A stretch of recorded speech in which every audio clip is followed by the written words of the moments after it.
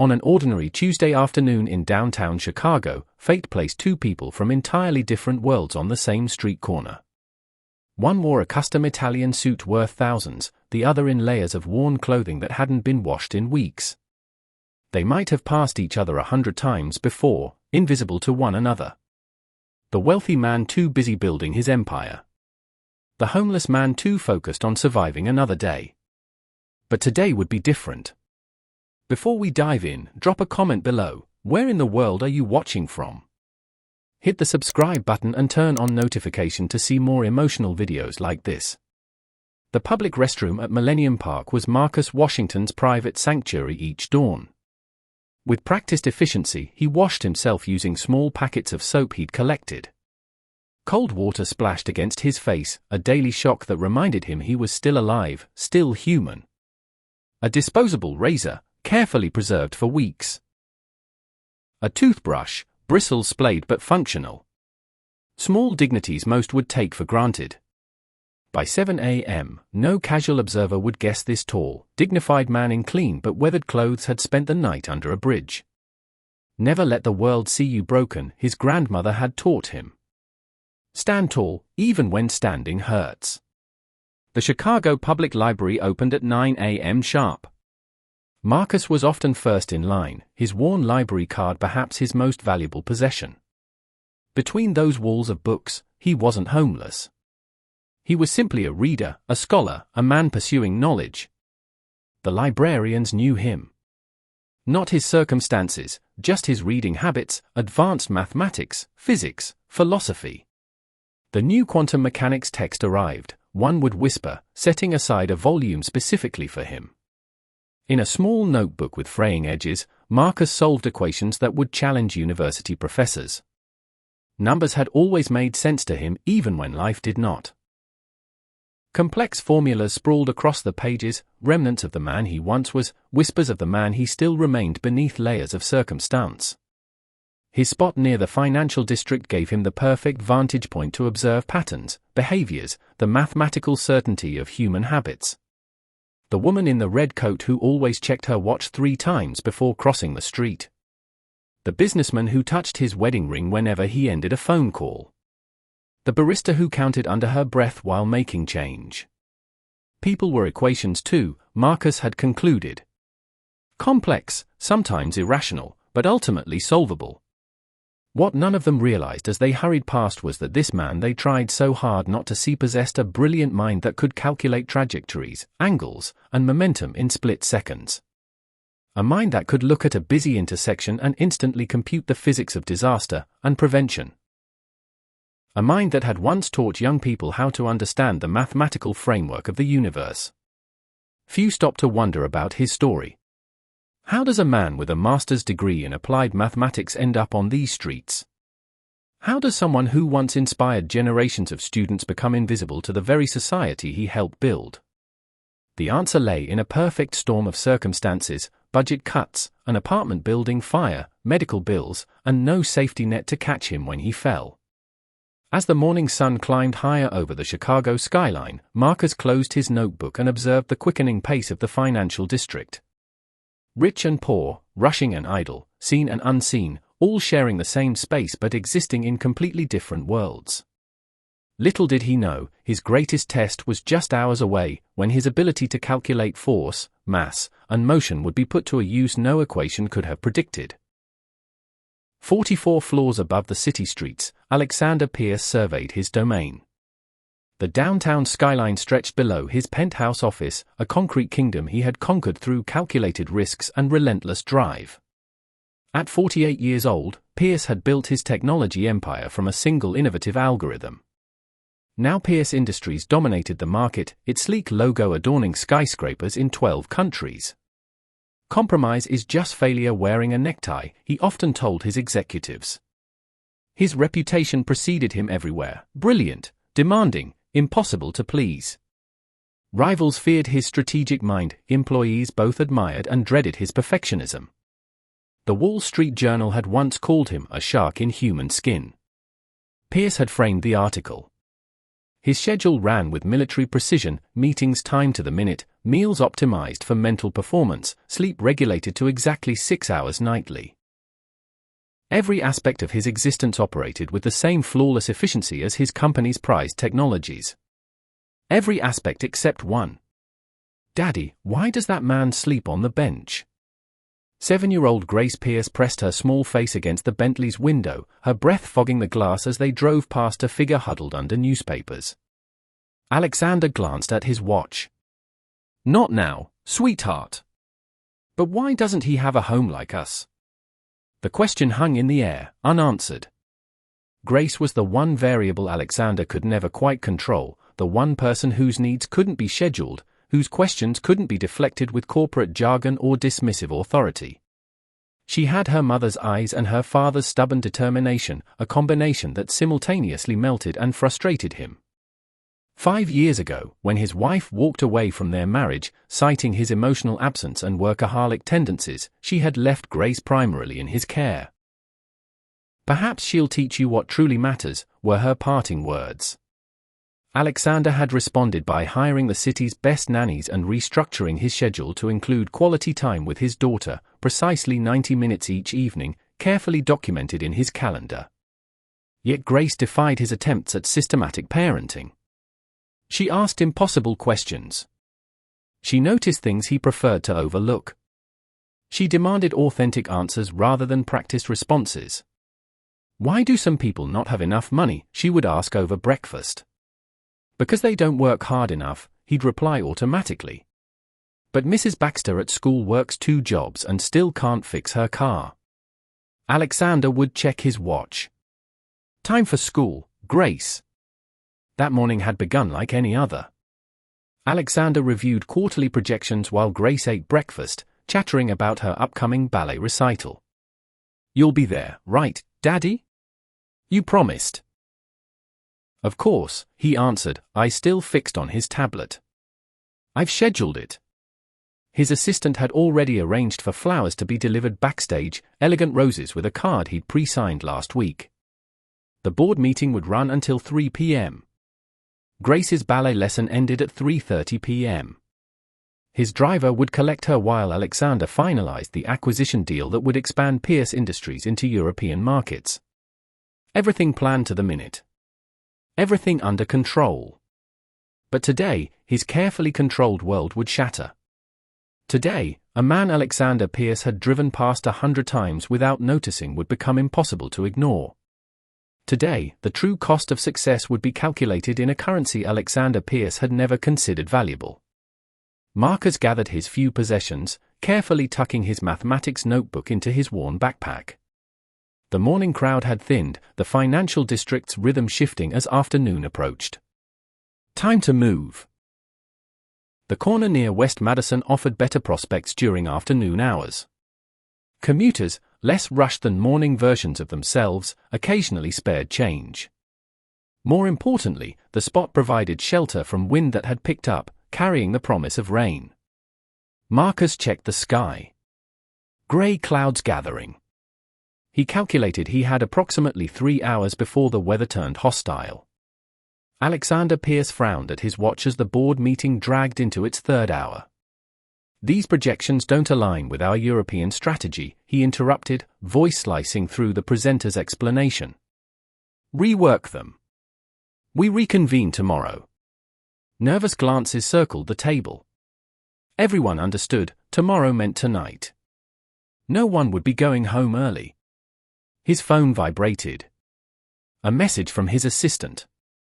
Grace's instructor called. "Running late. Okay to push pickup to 3:45. Pierce typed back immediately. "Fine. Adjust schedule." Another notification appeared. Reminder. Grace's recital costume fitting at 4:30. Pierce exhaled sharply. The acquisition paperwork needed his attention before tomorrow's announcement. He typed again. Reschedule fitting. In a ballet studio 6 blocks away, Grace practiced her pirouettes. Her small face concentrated in the mirror, counting steps as she had been taught. 5, 6, 7, 8. The other girls had already been picked up. Her instructor checked her phone again. "Your father's running late, sweetheart. Want to practice once more?" Marcus settled against the brick wall, positioning his cardboard sign. From this vantage point, he could see 3 intersections: the ballet studio across the street, and the coffee shop where patrons occasionally brought him hot drinks. He pulled out his notebook, continuing work on a complex equation, calculating the most efficient distribution of his limited resources over the coming week.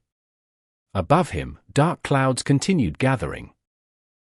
Variables in an atmospheric equation beyond his control. Alexander Pierce strode from the boardroom, speaking rapidly into his phone. "Tell the driver to head directly to the ballet studio. I'll meet them there." He stepped into the elevator, pressing the lobby button repeatedly as if that might speed its descent. The acquisition papers remained unsigned on his desk. Grace's instructor received an emergency call. Her own child, sick at school. She looked at Grace, then at her phone, torn between responsibilities. "Your father will be here any minute," she assured the girl. "Wait inside, okay?" 3 lives, moving on separate trajectories. 3 different paths, about to converge. A homeless man. A wealthy executive. A little girl in a pink tutu. The universe, with all its mathematical precision, had calculated this exact moment of intersection. Grace pressed her small face against the ballet studio window, scanning the street for her father's silver Bentley. Her pink tutu rustled as she shifted from one foot to the other, impatience building with each passing second. The instructor's voice echoed from the back room where she took her emergency call. "Stay inside, Grace. Your father will be here soon." A silver sedan pulled to the curb across the intersection. Not her father's car, but from Grace's perspective, the resemblance was striking enough. Her eyes lit up. In her 7-year-old mind, logic gave way to relief. Daddy had come after all. Without hesitation, she pushed open the heavy studio door. The wind immediately caught her ballet bag, tugging it like an invisible playmate. Grace giggled, stepping onto the sidewalk, her attention focused on what she believed was her father's car. She never noticed the "don't walk" signal flashing its warning. Marcus looked up from his notebook, a chill running through him that had nothing to do with the dropping temperature. The little girl in pink, heading straight for the street corner. No adult in sight. His eyes darted to the traffic signal. Vehicles had the right of way. A delivery truck approached the intersection, moving faster than the posted limit. The driver, checking his GPS, momentarily glanced down at the screen showing his next destination. 2 seconds of distraction. That's all it took. Grace stepped off the curb, her ballet slippers making no sound against the asphalt. She raised her hand to wave at the silver car she still believed was her father's. The approaching truck was now just 40 feet away. 30. 20. Marcus didn't think. Didn't calculate. Didn't hesitate. His body launched forward as if propelled by some force beyond conscious control. His backpack fell from his shoulder, notebook scattering across the sidewalk, years of mathematical work cast aside without a second thought. His mind, so accustomed to complex calculations, processed just one simple equation: distance divided by time equal to speed required to save a life. The delivery truck driver finally looked up. His eyes widened in horror at the sight of the small figure in pink directly in his path. His foot slammed the brake pedal to the floor, the cargo shifting violently behind him. The screech of tires tore through the afternoon air. Alexander Pierce exited his building precisely at that moment, stepping from the revolving door just in time to see a blur of pink in the street. His mind initially refused to process what his eyes were witnessing. Not possible. Not Grace. Not his daughter in the path of a speeding truck. Marcus reached the child in 4 powerful strides. Time compressed into milliseconds. His hands found her shoulders, pushing with just enough force to propel her toward the opposite curb, away from danger, but not enough to injure her. Physics in action. A transfer of momentum. A gift of kinetic energy from one body to another. The truck's horn blared, a desperate, futile warning. Grace tumbled onto the sidewalk, safe but stunned. Marcus tried to follow her trajectory out of danger, but physics is unforgiving in its precision. The truck's side view mirror caught him squarely, sending him spinning through the air before he crashed onto the pavement. Alexander Pierce stood frozen, watching the scene unfold as if in slow motion. His perfectly orchestrated world, board meetings, acquisitions, global markets, suddenly meant nothing. The only arithmetic that mattered was the simplest of all, his one child, his only family, nearly lost in an instant. People gathered. Someone called for an ambulance. The truck driver emerged from his vehicle, face ashen with shock. But Pierce saw only two figures, his daughter, shakily getting to her feet, and the crumpled form of a man he'd never noticed before. A man in ragged clothes. A man without a home. A man who had just risked everything for a stranger's child. A billionaire's worst nightmare, and an act of courage he'd never forget. Fluorescent lights cast a harsh glow across the emergency room waiting area.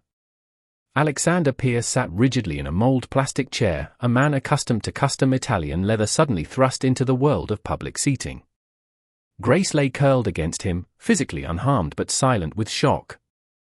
His arm wrapped protectively around her small shoulders, as if the danger might return at any moment.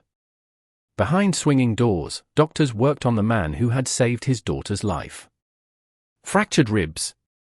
Dislocated shoulder. Deep laceration across the forehead requiring 17 stitches. Numerous contusions. The injuries reported by a nurse who didn't recognize the tech mogul or understand why he stayed. Will he recover? Pierce had asked. Physically? Likely yes. But his situation is complicated. For hours crawled by. Pierce cancelled meetings with a single text to his assistant, clear everything. Family emergency. No explanation needed. No questions asked. His thoughts circled in endless loops of what ifs, each scenario ending with Grace's broken body rather than the stranger's. When the doctor finally approached, Pierce stood so abruptly that Grace startled awake. He stabilized. You can see him briefly. Pierce hesitated. I'm not family. You're the only one here for him. The weight of those 6 words hung in the air between them. Room 104. The privacy curtain partially drawn. Machines beeping steadily. Marcus Washington lay still against white sheets, suddenly looking much older than his 42 years. His possessions gathered in a small plastic bag labeled patient belongings. Grace clutched her father's hand tightly as they approached the bed. Is he the angel who saved me? She whispered. Pierce pulled a chair closer to the bed, studying the face of the stranger who had changed everything. A face he would have passed without notice yesterday. A face now permanently etched in his memory. A notebook had fallen from the belongings bag. Pierce picked it up, intending to replace it, then froze as he glimpsed the contents. Advanced calculus. Quantum physics notations. Complex algorithms. Pages and pages of sophisticated mathematical formulas written in precise, educated handwriting. Pierce turned to the front page, where a name was carefully printed. Marcus Washington, Ph.D., Northwestern University. Below it, lesson plans dated 3 years earlier. Marcus stirred, eyes focusing slowly on the man and child beside his bed. The girl. Is she? She's fine. Thanks to you. Pierce's voice caught unexpectedly. You're a teacher. A sad smile crossed Marcus's battered face. Was. Advanced mathematics. A knock interrupted them. A woman in a blazer entered, clipboard in hand. Mr. Pierce? I'm Ms. Rivera from Social Services. She nodded toward Marcus. We need to discuss discharge planning. What's the issue? Pierce asked.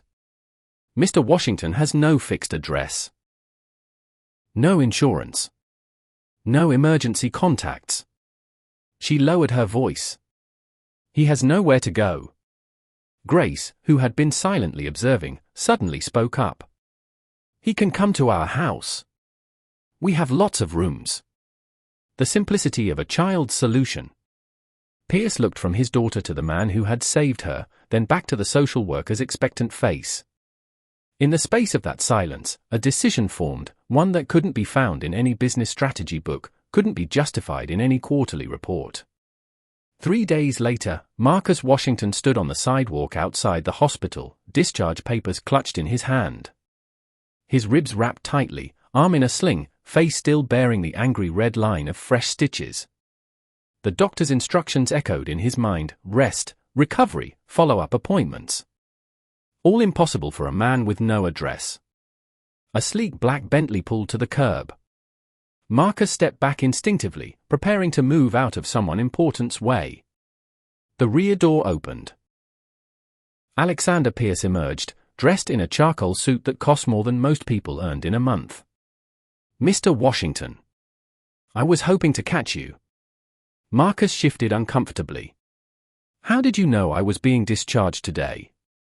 Pierce's expression remained unreadable. "I arranged it. And covered the medical bills." Before Marcus could respond, Pierce continued, "Please.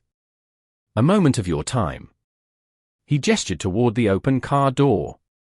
Inside the Bentley's plush interior, silence hung between them. Two men from different planets, brought together by 5 seconds that had changed everything. "I've done some research on you," Pierce finally said. Northwestern University. Published mathematician. Award-winning teacher. Until the budget cuts 3 years ago. Marcus stared out the window. Ancient history now. Not to me. The car glided through downtown streets, eventually stopping before a modest apartment building in a respectable neighborhood. "This belongs to my company," Pierce explained as they rode the elevator to the 4th floor. "We keep units for visiting executives." He unlocked apartment 412, stepping aside to let Marcus enter first. Sunlight streamed through windows into a furnished one-bedroom. Simple. Clean. Stable. Marcus stood frozen in the doorway. "My company needs a data analyst," Pierce said matter-of-factly. "Someone who understands numbers beyond spreadsheets. Someone who can see patterns others miss." He placed a business card on the kitchen counter. "The position pays $85,000 annually. This apartment comes with it for the first year. After that, it's yours to rent if you wish." Marcus's fingers trembled slightly as he picked up the card. "Why me?" Pierce walked to the window, looking out over the city skyline. "I've built my fortune judging people's value. Typically, I measure it in productivity metrics, market innovation, profit generated." He turned, facing Marcus directly. "But you measured my daughter's life as worth more than your own. That's a value calculation I've never encountered in business." Marcus shook his head slowly. "Anyone would have." "No." Pierce's interruption was firm. "They wouldn't have. Most would have frozen. Called for help. Taken video on their phones. You acted." He placed a set of keys beside the business card. "The job starts when your doctor clears you. The apartment is yours beginning today." As Pierce turned to leave, he paused, retrieving an envelope from his jacket. "Grace insisted I give you this." Inside was a child's drawing, a stick figure in a pink tutu holding hands with a taller figure surrounded by a golden halo. Beneath it, in careful printing, "To my guardian angel. Thank you for saving me." Marcus stood alone in the apartment long after Pierce had gone, keys in his palm, card in his pocket, child's drawing in his hand. Through the window, the same city he had navigated for years, but now, with an entirely different view. A second chance, born from a split-second decision. A life saved. A life changed. 2 worlds, permanently altered.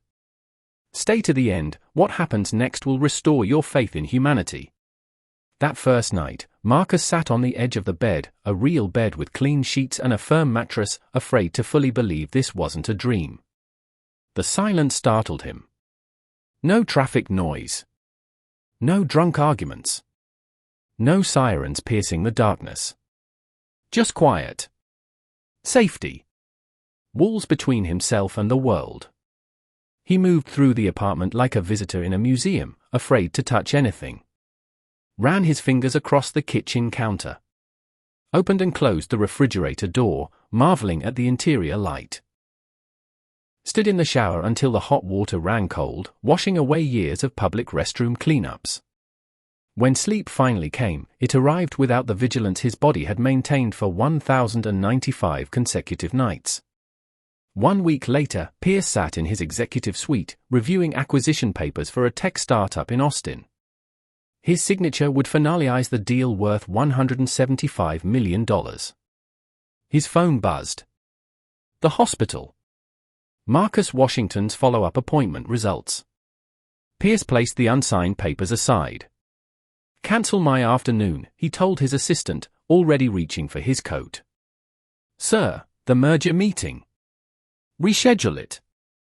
Pierce found Marcus sitting by the apartment window, mathematical formulas spread across a new notebook. "The doctor said you're healing well," Pierce said, skipping formal greetings. Marcus nodded. "Better than expected." "Good.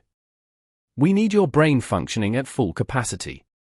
An awkward silence followed, two men unaccustomed to casual conversation. "Grace asks about you," Pierce finally offered. "She wants you to come for dinner when you're stronger." Marcus closed his notebook. "Why are you doing all this?" "Really?" The question hung between them, direct, unavoidable. Pierce considered his words carefully. "For 3 years, I passed you on that street corner. Never saw you. Never wondered who you were." He gestured toward the window. "How many others am I not seeing?" 2 days later, Marcus walked through the doors of Pierce Industries.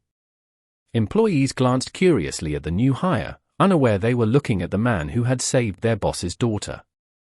The same day, Alexander Pierce announced a new corporate initiative, a foundation providing educational opportunities and housing assistance for homeless individuals.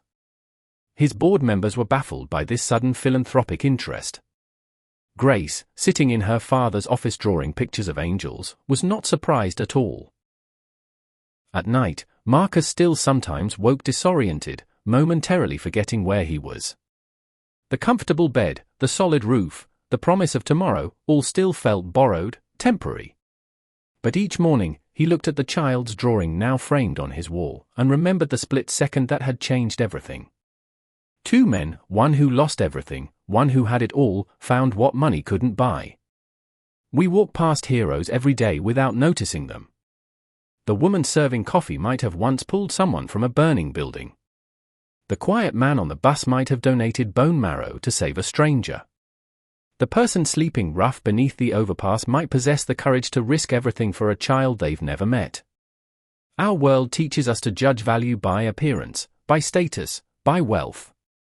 Yet true worth exists in moments of choice, when instinct reveals character, when action defines humanity.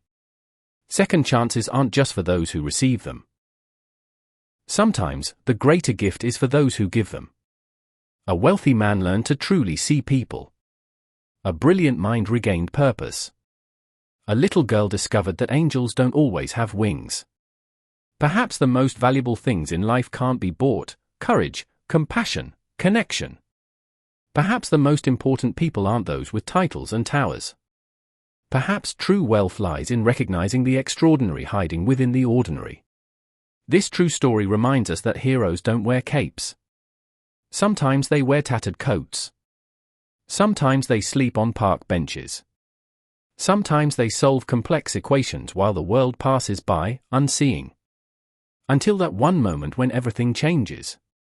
Like, share, and tell us, who's your unexpected hero? Do subscribe and turn on notification for more emotional stories like this.